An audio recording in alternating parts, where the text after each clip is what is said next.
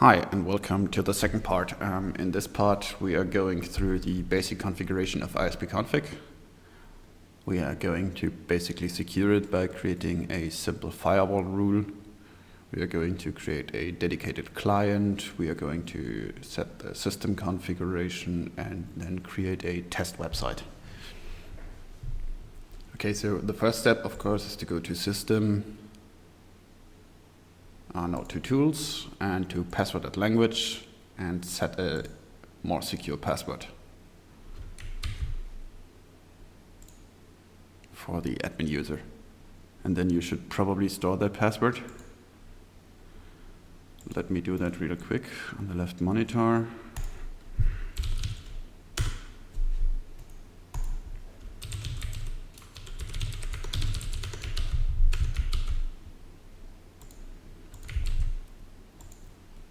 Because leaving the default password to admin is just not a good thing to do. Then we can go to the server configuration, which is over here.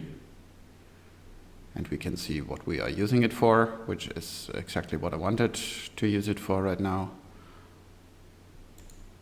And on server config, there is one vital config. So to understand how ispconfig works, let me open up a terminal. So after installing ispconfig, a folder is created here. And inside this folder, there are a few scripts. And you can see that there is a server SSH script here. And what this does is basically that script triggers the whole update process. If we take a look at the cron jobs, you will see that this script is triggered every minute. So if you have stars on every line, that means that script is being run every minute. So ispconfig works like this. You set some changes here, then it waits for the next full minute. That script SSH gets executed and it basically carries out all the changes you've done here. So if we trigger the script manually, we can basically force the recreation, and it only shows us a finished here. So what I often do is I go in here, then I go to log level and set that to debug.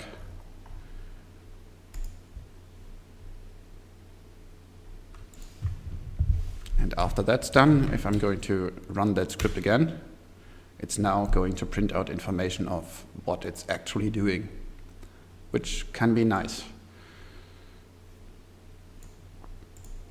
Okay, so we are going to start by creating a new user. I'm just going to call it Löken.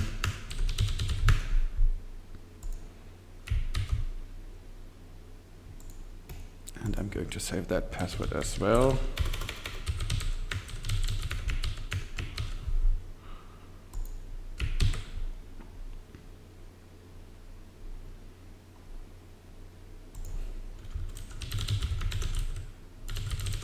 And I'm just going to fill out the most needed information. Okay, so I have my username, and now I can create a website. Or hold on, since we created the username, let's run the script again and see what it does. Calling function, server plugin loaded, found 3 changes, and those are basically the 3 changes. Was creating the user, probably setting a home directory and all that stuff. Okay, so if we want to create a new website, all we need is a domain name. So this IP, the server name is basically demo.internetsme. I also set up a second A record, which is going to point to just the website, so demosite.internetsme. Then we select the client which owns the website. So I usually have the administrator account and only use that for the administrator stuff. So if I have to do anything like delete users or something like that. And then the actual websites are owned by clients, and I just created that client called Löken. Then we have the IP4 dropdown. So in here, we already have the IP of the server configured, or that one. So if we had more IPs in here, we could select from more, or we could bind it to any IP, so it would react to requests from all the IPs. I only need it to work from this IP, so I'm going to select this one. And then the next important setting is the auto subdomain. So I want my website to look like this. So I have https demosite.internetsme. Then I would have to set the auto subdomain to none. If I set it to www and I want to create SSL certificates, then I also need to create a record for www.demosite.internets.me. But for this one, I will just leave it to none. And I'm going to tick SSL and let's encrypt and click save. Then I go back to my terminal and run the script. And let's finish it, and then we'll go through what happened.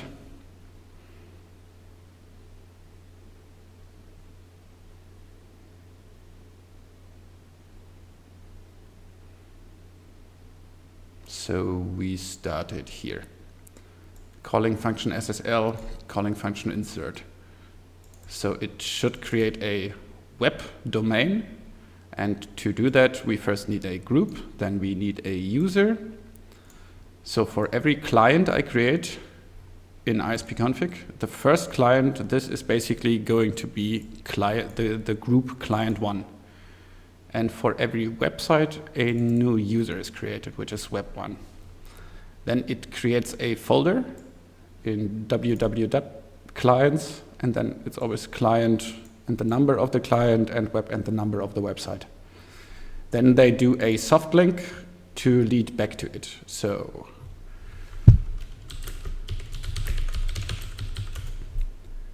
we have the soft link, and that one links over to the actual folder of the website.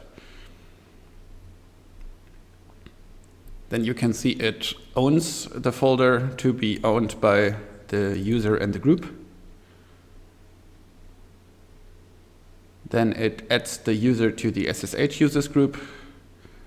And okay, this is probably not so interesting for you down here. Yeah, we also create the let's encrypt certificates. And that is basically the command ispconfig uses to generate the certificates. Then we see the response from the key exchange with let's encrypt. And basically here in etc let's encrypt, there are our keys. They also set those keys to be inside demosite.internetsme.ssl. But again, these are basically soft links back to the let's encrypt folder. So /etc/let's encrypt/live. That's where the actual keys reside in.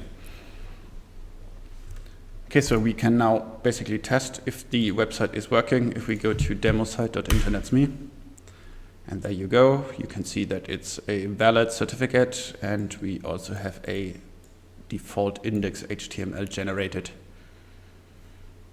So if we go back to the terminal, go to the folder, you will notice in here we have, hold on, I wanted to cd over there.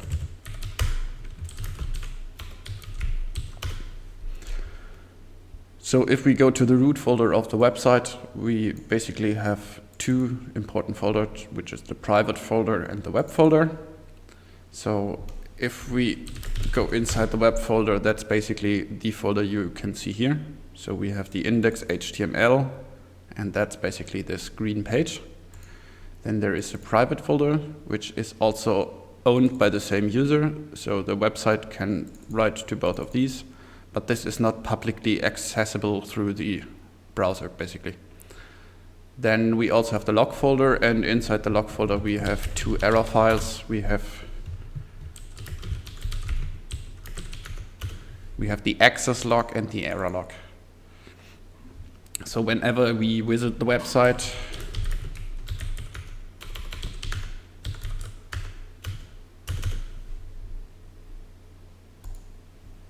you will see an entry inside the log file like this.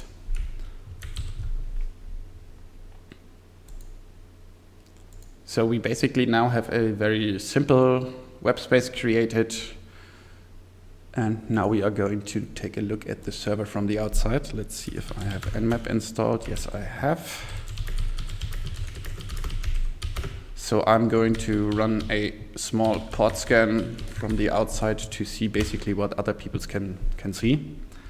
And you will notice that there are a lot of open ports in here. So we have the FTP port, we have SSH, SMTP, domain, POP3, IMAP, SMTPS, POPS, and all that stuff. So we won't be using a lot of that stuff to begin with. For starters, we only need SSH, HTTPS, and HTTP, and of course 8080 and 8081 for ispconfig. So what we can do to secure our server a little bit more, we go over to System, go to Firewall, add Firewall record, and there we select only the ports we need. So I don't need any UDP ports. Oh yeah, let's do 3306. If I want to connect to the MySQL database as well.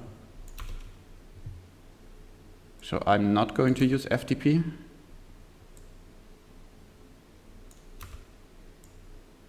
Need these ports.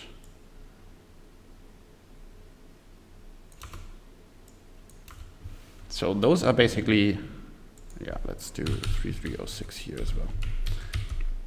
So I just want to have these ports open. So SSH, HTTP, HTTPS, MySQL, ispconfig, and the second ispconfig port. Then we just run save.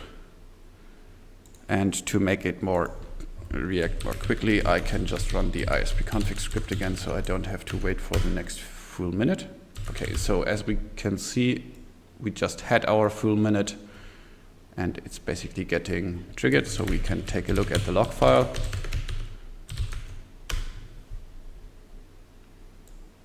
And there you can see it created all the needed firewall rules. And if we do a IP tables -L, you can see that we now have a bunch of rules here, basically all what we allowed it to do. So to make it a little bit better to see, let me do the port scan again and compare it to what we had before.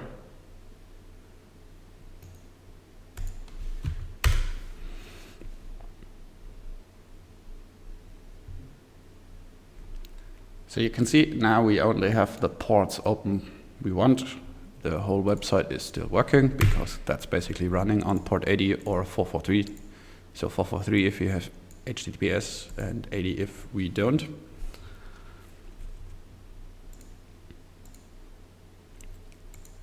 The next step we would also have to do is, after we created the website, in the future we might need a database and we will need a way to upload files to the website. So most people use FTP to download and upload the files. I prefer to use SSH. Mostly because with SSH you just have port 22. You don't need to add any additional ports. It comes with encryption out of the box. So I prefer that. So let's say client name SCP. Then I generate a password.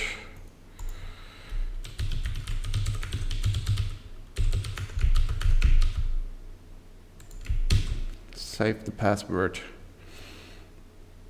We can also do a chroot shell, which basically means that the SSH user will be restricted to only the website folder. I'm not going to do that now because that would just be confusing. And you can also post your public key file in here if you don't want to remember all the passwords, and I'm also going to do that.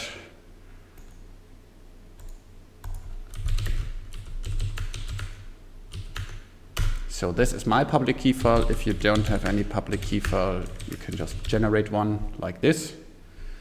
That will basically create a pub file and a private key, and we simply copy paste the public file in here. And to make things quicker again, I'm going to run my ispconfig script one more time. And you can see that it also created the SSH authorization key file. It created all the stuff I need. And now I should be able to connect here with the user lookin SSH. So let's give that a try.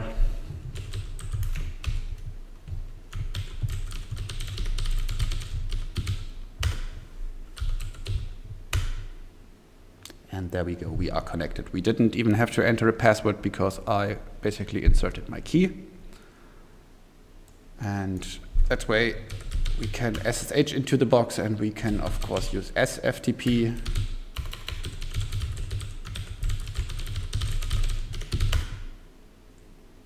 Which gives us the same option.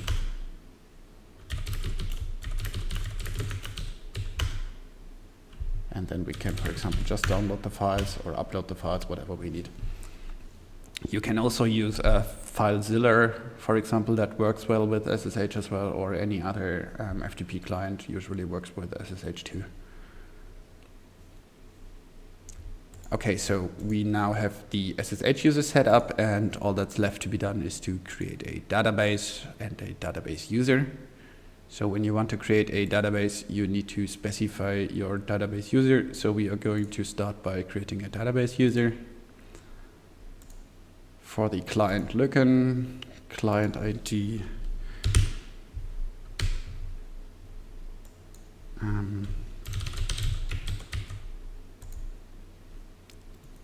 So my database user will be clookin demo site. And that's the password.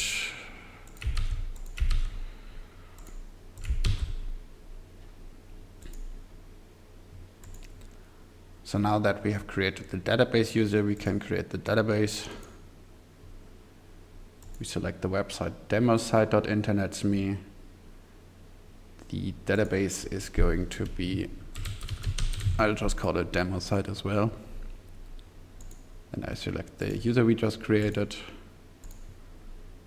Oh, hold on, it's C1.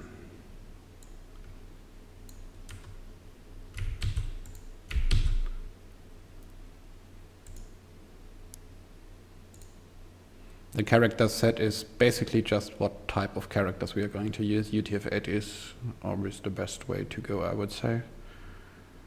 And we are going to allow remote access, so I can basically use this computer to connect directly to the MySQL database. And that is pretty much it. Now, I'm just used to running that script over and over again to make sure that all the stuff has been executed. And here you can see how it basically created the database user C1 demo site to identify by password. That's basically what you normally manually do. You can let ispconfig do it.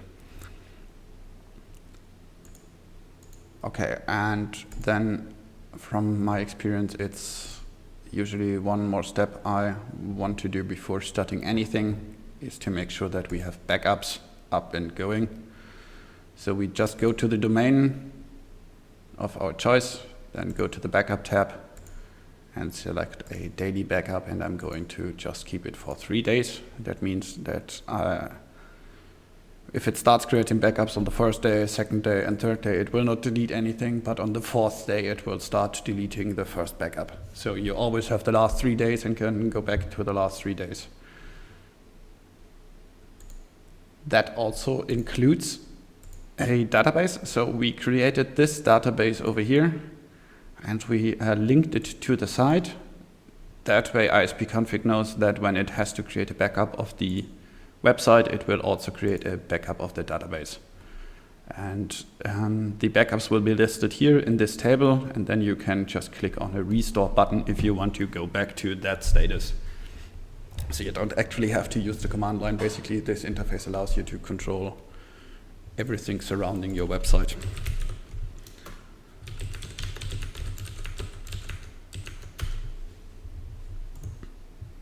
Okay, so this is the second part of the video series. I think we covered everything. How to create a new website, how to create a new user, database user, and a shell user. You might want to prefer FTP. Then you can just create a new FTP user over here, which is pretty straightforward. You just enter the username, password, and click OK. Yeah, so this is the second part, and in the next part we are slowly migrating over to actually building websites. So talk to you soon.